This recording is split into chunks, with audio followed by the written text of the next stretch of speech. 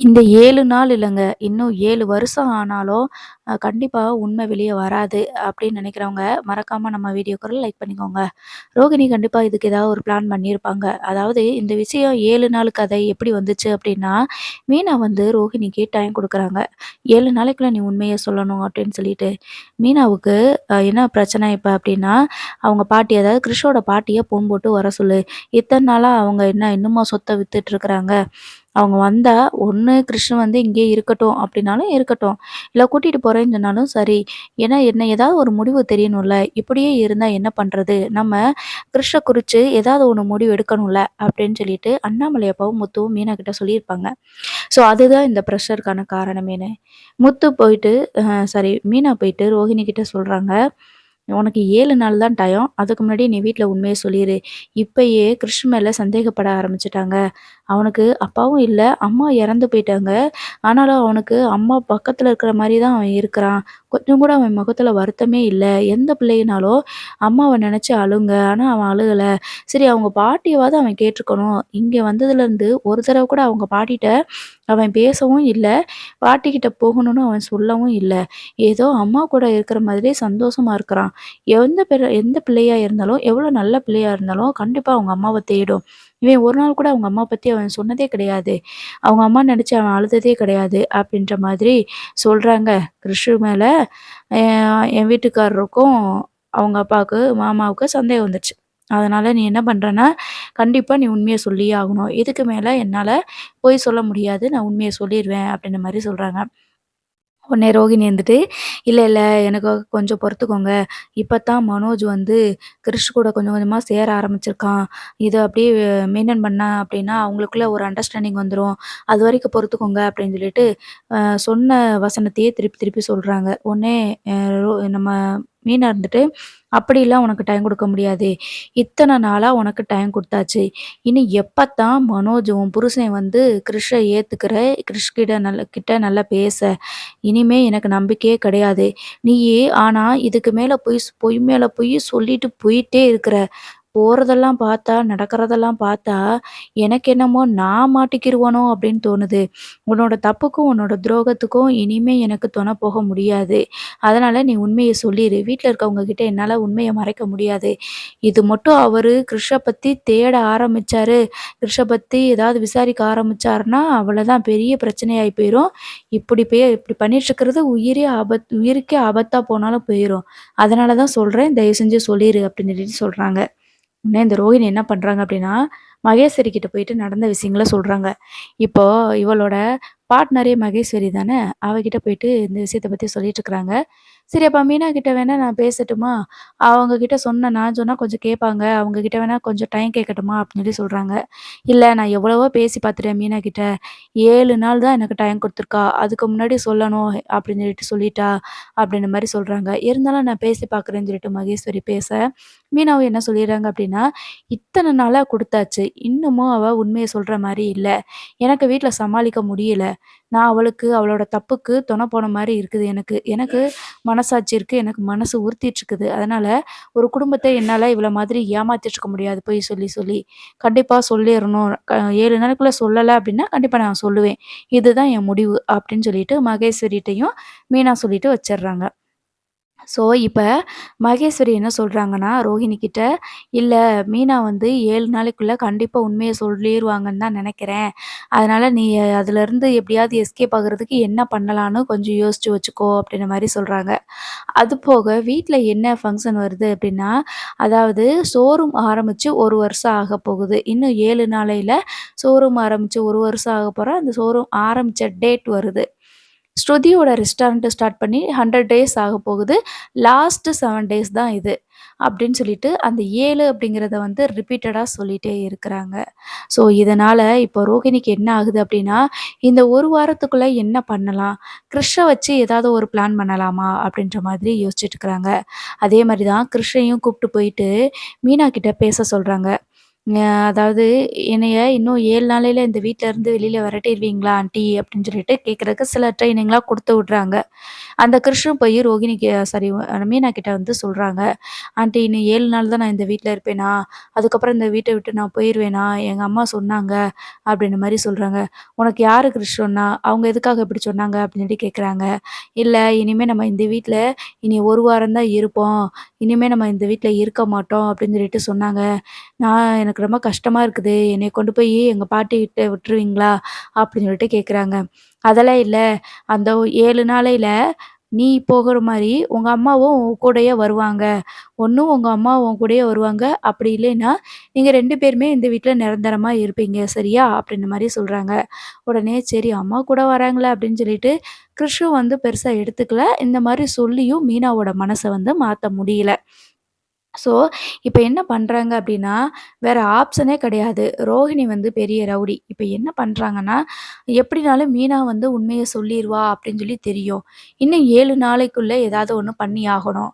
அதனால நம்ம ஏதாவது பண்ணலாம். பேசாம கிருஷ இவங்க கூடயே அனுப்பி வச்சுட்டோம் அப்டின்னா, அதாவது அம்மாவ வர சொல்லி கிருஷ கூட அனுப்பி வச்சுட்டோம் அப்டின்னா, வீட்ல இருக்கவங்க யாருமே இந்த பேச்ச பத்தி பேச மாட்டாங்க. அதுக்கப்புறம் வந்து நம்ம மீனா கிட்ட ஏதாவது சொல்லி சமாளிச்சுக்கலாம். இப்ப தான் வீட்ல இருக்கிறவங்க எதுவும் கேட்கலைல, அதனால நீ இப்போ உண்மைய சொல்ல வேண்டாம். எனக்கு கொஞ்சம் டைம் குடு அப்படின்னு நெனச்சுக்கலாம், கேட்டுக்கலாம் அப்படின்னு நெனச்சுட்டு, இப்ப என்ன பண்றாங்க அப்படின்னா, கிறிஷோட பாட்டிய வீட்டுக்கு வர சொல்றாங்க. வர சொல்லிட்டு, "இத்தன நாளா நீங்க பார்த்துக்கிட்டீங்க. ரொம்ப நன்றி. நான் என்னோட பேரன வந்து கூட்டிட்டு போறேன். சொத்து விக்கிறதுக்கே எனக்கு இவ்வளோ நாள் ஆயிருச்சு. என்னோட நிலம் இதெல்லாம் வித்துட்டு தான் வந்திருக்கேன். ஏதோ இவனோட படிப்பு செலவுக்கு ஆகும்ல. அதனால தான் நான் இங்க வித்துட்டு வந்திருக்கிறேன். இனிமே இங்க தான் சென்னையில ஏதாவது ஒரு வீடு பார்த்து இருக்கணும். என் தங்கச்சி வீடு இங்க தான் இருக்குது. அவங்க வீட பார்த்து தான் அங்க தான் இருக்கணும்." அப்படின்ற மாதிரி சொல்லிடுறாங்க. சரின்னு சொல்லிட்டு இப்போதைக்கு நான் மகேஸ்வரி வீட்ல தான் இருக்கணும். அதுக்கப்புறம் அவ வேற வீடு பார்த்து தாரேன்னு சொல்லியிருக்கா. அங்க போயிருவேன் அப்படின்னு சொல்லி சொல்லியிருக்கிறாங்க. ஸோ இப்ப வேற வழியே இல்ல. கிருஷ வந்து கூட அனுப்பி வைக்கணும். உடனே மீனா இருந்துட்டு ரோகிணி கிட்ட சொல்றாங்க, "என்னடி புதுசா ஏதாவது பிளான் பண்ணி வச்சுட்டியா? கிருஷ கூட அனுப்பி வச்சுட்டேன்னா, வீட்ல இருக்கிறவங்க யாரும் கேட்க மாட்டாங்கன்னு நெனைக்கிறியா?" அப்படின்னு சொல்லி சொல்றாங்க. "ஆமா மீனா, நான் என்ன பண்றது? எனக்கு 1 வாரம் தான் டைம் குடுத்துருக்கீங்க. இப்ப நான் எவ்வளோ பெரிய பெரிய பிரச்சனையில இருக்கேன்னு உங்களுக்கே தெரியும். நாங்க எவ்வளோ பெரிய கடன்ல இருக்கோம்னு தெரியும். இப்ப தான் இவ்வளோ பெரிய பிரச்சனை நடந்துட்டு இருக்குது. இப்போ கிருஷ் வந்து என்னோட பையன் அப்படின்னு நான் வீட்ல சொன்னேன்னா, ஆன்டி வந்து என்னைய என்ன சொல்லுவாங்கன்னு நீங்க கொஞ்சம் யோசிச்சு பாருங்க. கண்டிப்பா என்னைய போலீஸ்ல பிடிச்சு குடுத்தாலும் குடுப்பாங்க. அதுக்கும் மேல ஒரு படி போயிட்டு என்னைய அவங்க கொன்னாலும் கொல்லுவாங்க. இப்போ மனோஜ் பண்ண தப்புக்கும், மனோஜ் வாங்குன கடனுக்கும் நான் தான் காரணம்னு சொல்லிட்டு என்னைய திட்டிட்டு இருக்கிறாங்க. என்னைய பார்க்கும்போதெல்லாம் திட்டிட்டு இருக்கிறாங்க. அப்ப இந்த விஷயம் மட்டும் தெரிஞ்சுச்சுன்னா என்ன ஆகும்னு கொஞ்சம் யோசிச்சு பாருங்க. நானு இதுக்கு முன்னாடி கொஞ்சம் இந்த அப்பார்ட்மெண்ட்ல ஆர்டர் எடுத்ததெல்லாம் நான் தான் எடுத்தேன்னு சொல்லவும், ஆன்டி வந்து பழைய மாதிரி என்கிட்ட பேச ஆரம்பிச்சாங்க. எனக்கு ஒரு நம்பிக்கை இருந்துச்சு. இப்ப அதெல்லாம் எதுவுமே இல்லன்னு ஆயிப்போச்சு. இனிமே நான் என்ன பண்ண முடியும் சொல்லுங்க? அதனால தான் நான் இப்படி சொன்னேன். ஒருவேளை கிருஷ் இந்த வீட்ல இருக்கிறதுனால தானே முத்துவும், அங்கிளும் இப்படி யோசிக்கிறாங்க. இப்ப தான் எங்க அம்மா வந்து கூட்டிட்டு போயிட்டாங்களே, இனிமே கிருஷ பத்தி எதுவுமே யோசிக்க மாட்டாங்கல்ல, அப்படின்ற மாதிரி சொல்றாங்க. "ஓ! அப்படி சொல்றியா நீயி? இன்ஸ்டன்ட்டா பிரச்சனைக்கான தீர்வு மட்டும் தான் நீ பார்க்குற இல்ல? இப்போ இல்லைனாலும் என்னைக்குனாலும் நீ உண்மைய சொல்லித்தானே ஆகணும். இது எனக்கு தெரியாது. இன்னும் 7 நாள் தான் டைம். கிருஷ்ணன் இந்த வீட்ல இருந்தாலும் சரி, இந்த வீட்ல இல்லைனாலும் சரி, நீ உண்மைய சொல்லித்தான் ஆகணும். நீ கிருஷ்ண உங்க அம்மா கூட அனுப்பி வச்சுட்டா, நான் உண்மைய சொல்ல மாட்டேன்னு நெனைக்கிறியா? கண்டிப்பா நான் சொல்லுவேன்." அப்படின்னு சொல்லிட்டு மீனா வந்து சொல்லிர்றாங்க.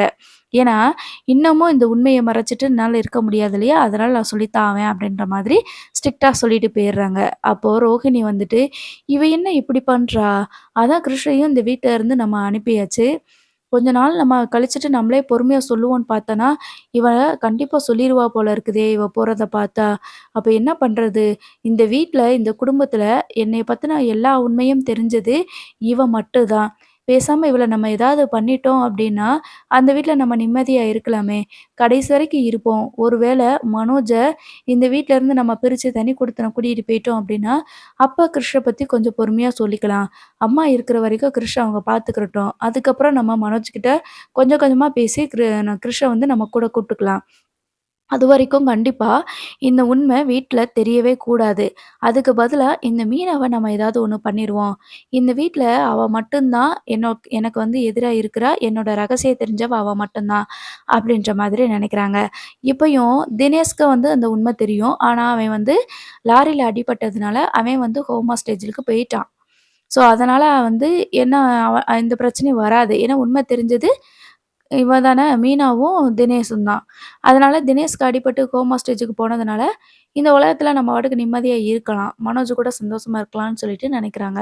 அதுக்காக ரோஹிணி வந்து வாழ்றதுக்காக எந்த எல்லைக்கு வேணாலும் போவாங்க அப்படிங்கிறது நமக்கு தெரியும். கடைசியா என்ன சொல்ல வரேன் அப்படின்னா, மீனாவ வந்து ஏதாவது ஒண்ணு பண்ணிறலாம். அப்படின்ற மாதிரி பிளான் பண்றாங்க. மீனாவ மொத்தமா வந்து நம்ம இது பண்ணிறலாம், தூக்கிறலாம் அப்படின்னு சொல்லிட்டு நெனைக்கிறாங்க. இதுக்கு வந்து அவங்களுக்கு வந்து ஹெல்ப் தேவைப்படுது.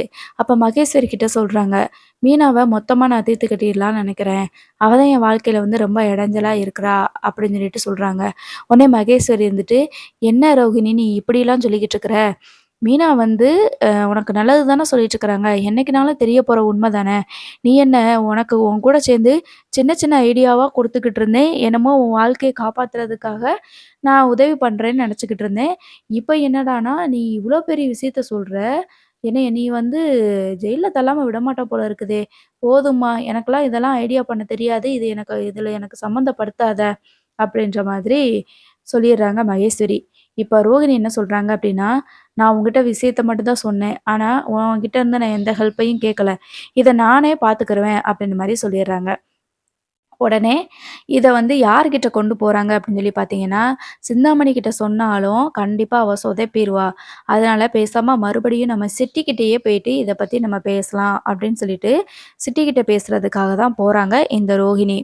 அப்போ ரொம்ப நாள் ஆச்சு. நீங்க இப்ப தான் நான் ஜெயில்ல இருந்துட்டு வந்தேன். உங்களால தான் நான் அந்த அடிதடி கேஸ்லயே உள்ள போயிருக்கேன். கடைசில நீங்க என்னையவே மாட்டி விட்டீங்க பார்த்தீங்களா? இனிமே உனக்கு எனக்கு எந்த சம்மந்தம் கிடையாது. நான் உனக்கு எந்த ஹெல்ப்பும் பண்ண முடியாது." அப்படின்ற மாரி சொல்றாங்க. உடனே அ இந்த ரோகிணி இருந்துட்டு, "இல்ல அது எனக்கு தெரியும். அந்த நேரத்துல நீ என்னோட பேர ஏன் சொன்ன? என்னோட பேர சொன்னதுனால தான் எனக்கு இப்படி ஆயிருச்சு. நான் உன் பேர சொல்ல வேண்டியதாயி போச்சு. சரி இருக்கிறதெல்லாம் இருக்கட்டும் விடு. உனக்கும் எனக்கும் அந்த ஒரே எதிரி வந்து அந்த முத்துவும், மீனாவும் தான். இப்போ நான் ஒரு இதோட தான் வந்திருக்கிறேன். பேசாம மீனாவ நீ வந்து மொத்தமா அனுப்பி வச்சுட்டா என்ன?" அப்படின்னு சொல்லிட்டு கேட்குறாங்க. "என்ன சொல்ற? இதெல்லாம் என்னால பண்ண முடியாது. என்னதான் இருந்தாலும் அது சத்யாவோட என் ஃப்ரெண்டோட அக்கா. சத்யாவோட அக்கா. கண்டிப்பா நான் அப்படிலாம் எதுவும் பண்ண மாட்டேன்." அப்படின்ற மாரி சொல்றாங்க. "இல்ல இது பண்றதுனால அப்படி எனக்கு என்ன லாபம்? அதனால நான் பண்ணமாட்டேன்." அப்படின்னு சொல்லி சொல்றாங்க. உடனே இந்த ரோஹிணி வந்துட்டு என்ன சொல்றாங்க அப்படின்னா, "கடைய அடமானம் வச்சிரலாம் அப்படின்ற பிளான்ல, நீ எவ்வளோ பணம் கேட்குறியோ அவ்வளோ பணத்த நான் குடுக்குறேன். ஆனா மீனா வந்து இருக்கக்கூடாது." அப்படின்ற மாரி சொல்றாங்க. "ஏன் திடீர்னு ஏன் இப்படி பண்றீங்க? அவங்க நல்லவங்க தானே. அவங்க பாட்டுக்கு இருந்துட்டு போறாங்க. அவன் தான் முத்து தான் ஏதாவது டிஸ்டர்ப் பண்ணிட்டே இருப்பான். நீங்க இப்படி பண்ற ஆளு கிடையாதே. நீங்க எதுக்கு மீனாவ இந்த மாரி பண்ணணும்னு நெனைக்கிறீங்க? அது மட்டும் இல்லாம ஒரு காலத்தில சத்யா என் ஃப்ரெண்டு. என்னோட க்ளோஸ் ஃப்ரெண்டு. அவனோட அக்கா. நான் அவங்க கையால சாப்ட்டுருக்கேன்." அப்படின்ற மாரி சொல்றாங்க. "இந்த சென்டிமெண்ட்லாம் இங்க பேசிட்டு இருக்காத. உனக்கு எவ்வளோ பணம் வேணாலும் தர்றேன்னு சொல்லிட்டேன்." அப்படின்னு சொல்லி சொல்றாங்க. ஒரே குடும்பத்தில இருக்கும்போது சின்ன சின்ன சண்டைகள் வரத்தான் செய்யும். அதுக்காக ஆளையே நீங்க காலி பண்ண சொல்லுவீங்களா? அப்படின்னு மாரி கேட்குறாங்க. அவளுக்கு என்ன பத்தின விஷயம் ஒண்ணு தெரிஞ்சிருச்சு. அதனால தான் நான் அவள வந்து முடிக்கணும்னு நெனைக்கிறேன். அப்படின்ற மாதிரி ரோகிணி வந்து பேசுறாங்க. ஸோ, இப்ப சித்தி நெனைக்கிறாங்க, "அதான் உன்ன பத்தின எல்லா ரகசியமும் எனக்கும் தெரியுமே" அப்படின்னு சொல்லிட்டு அவங்க மனசுக்குள்ள நெனச்சுக்கிறாங்க. அப்ப ரகசியம் தெரிஞ்சுச்சு அப்படின்னா, உன்னைய வாழ்றதுக்காக யார வேணாலும் என்ன வேணாலும் பண்ணுவ போல இருக்குது. ஆனா சத்யாவோட அக்காவையே இவ இப்படி பண்ணுவான்னு நான் கொஞ்சம் கூட எதிர்பார்க்கவே இல்ல. அப்படின்னு சொல்லிட்டு சித்தி நெனச்சுக்கிறாங்க. இப்ப ரோகிணி என்ன பண்றாங்க அப்படின்னா, "நான் உன்னைய தான் நம்பி இருக்கிறேன். ஏதாவது ஒரு இது மாதிரி பண்ணி உட்ரு. எனக்கு இந்த ஒரு ஹெல்ப் மட்டும் பண்ணு" அப்படின்னு சொல்லிட்டு போயிர்றாங்க. இப்ப சித்தி வந்துட்டு ஒண்ணு அ வந்து மீனாவ இது காலி பண்ணணும். அப்படி இல்லைன்னா, சத்யாவோட நட்புக்காக இந்த மாரி எதுவும் பண்ணாம இருப்பாங்க. அது மட்டும் இல்லாம, இந்த ரோகிணி வந்து எந்த எல்லைக்கு வேணாலும் போறா அப்படிங்கிறது அவங்களுக்கு ஆல்ரெடி தெரியும். அதனால கண்டிப்பா இதுல உதவி பண்றதுக்கு வாய்ப்பே கிடையாது. இந்த ரோகிணி அதுக்கு பதிலா வேற ஒண்ணு ட்ரை பண்றாங்க. என்னதான் இருந்தாலும் இந்த சிட்டியவும் நம்ம நம்ப முடியாது. அதனால நம்ம தான் இதுக்கு ஏதாவது ஒரு முடிவு பண்ணி ஆகணும் அப்படின்னு சொல்லிட்டு, அவங்க என்ன பண்றாங்க அப்படின்னா, மீனாவையே வந்து பேசிட்டுருக்கும்போது, அதாவது 7வது நாள் வருது. விடிஞ்சா 7வது நாளு, "நீ உண்மைய சொல்லல அப்டின்னா, நான் சொல்லிருவேன்" அப்டின்னு சொல்லி சொல்றாங்க. அந்த நேரம் மீனாவ மகேஸ்வரி வீட்டுக்கு கூப்ட்ட இந்த ரோகிணி என்ன பண்றாங்க அப்டின்னா, "கொஞ்ச நாளைக்கு நீங்க சொல்ல வேண்டாம்" அப்டின்னு சொல்லிட்டு கேட்குறாங்க. "இல்ல ரோகிணி, இது சொல்றதுக்கு தான் என்னைய எங்க மகேஸ்வரி வீட்டுக்கு கூப்ட்டியா? நான் வந்து கண்டிப்பா சொல்லியே ஆவேன்" அப்டின்ற மாரி சொல்லிர்றாங்க. "மீனா நீங்க உண்மைய சொன்னீங்கன்னா, இத தவிர எனக்கு வேற வழி தெரியல. என்னைய மன்னிச்சிருங்க" அப்டின்னு சொல்லிட்டு மீனாவோட தலையில வந்துட்டு இந்த ரோகிணி வந்து கட்டைய வச்சு அடிச்சிடுறாங்க. இதனாலேயே மயங்கி மீனா வந்து ஒரு மாதிரி மயங்கின ஸ்டேஜுக்கு வந்து போயிடுறாங்க. மகேஸ்வரி வந்துட்டு, "அடி பாவி! என்னடி இப்படி பண்ணிட்ட? என்னதான் இருந்தாலும் அவங்களும் உங்க வீட்டு மருமகடி, இப்படி பண்ணிட்டியே!" அப்படின்னு சொல்றாங்க. "யாரு இவளா எங்க வீட்டு மருமக? இவ என்னைய அந்த வீட்லருந்து விரட்டுறதுக்கு வந்தவ." அப்படின்னு சொல்லிட்டு ரோகிணி வந்து முழு வில்லியா மாறுறாங்க.